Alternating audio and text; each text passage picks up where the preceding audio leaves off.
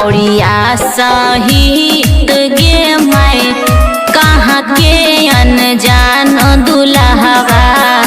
मौरिया सहित गे मैं पटना के मुगा मोती नालंदा जिला के रीत गे मैं पटना के मुगा मोती नालंदा जिला के रीत गे मैं एक सारी के सिरकांत दुल्हवा मौरिया सहित गे मैं एक सारी के सिरकांत दुल्हवा मौरिया सहित गे मैं एक सारी के सिरकांत दुल्हा मौरिया सहित गे मैं सारी के सिरकांत दुल्हवा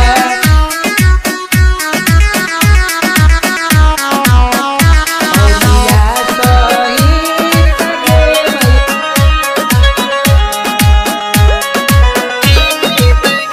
पेने लागी मौरिया करथिन कवन दुल्हया अनुरोध गे माई पेने लागी मौरिया करथिन कवन दुल्हया अनुरोध गे माई कवन जीजा लेके जइहन दुल्हा के गोद गे माई कवन जीजा लेके जइहन दुल्हा के गोद गे माई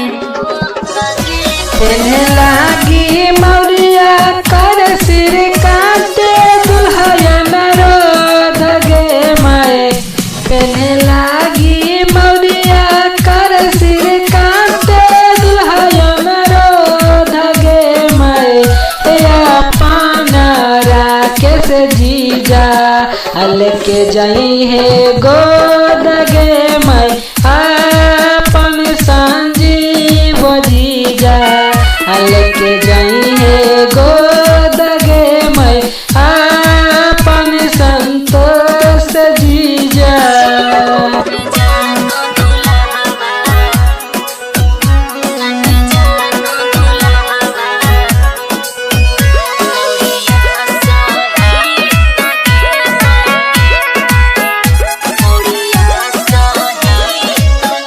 के हंसे धोती पहनी मुँह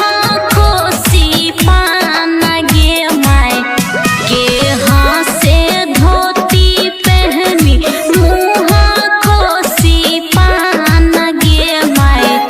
के माथे पगड़ी बांधे साजे बरिया तगे माई के माथे पगड़ी बांधे साजे बरिया तगे माई दूरी पापा धोती पहिरे मुँह खसे पान गे मैं दूरी पापा धोती पहिरे मुँह खसे पान गे मैं रवि भैया बांधे मुरेठा साजे बरिया तगे मैं रवि भैया बांधे मुरेठा साजे बरिया तगे मैं रवि भैया बांधे मुरेठा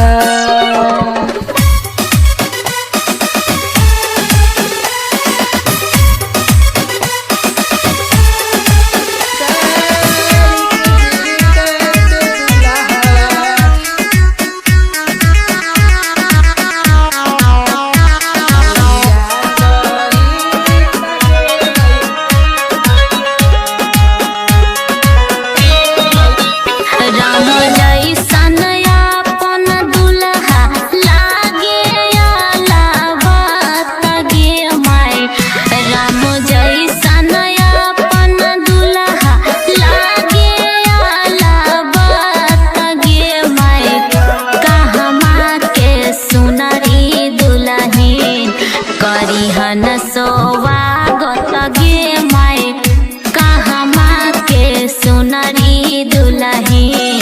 करी हन स्वागत गे माय। रामचारी संग अपन दुल्हा हाकिने आलावत गे माय। राम जैसन श्रीकांत दुल्हा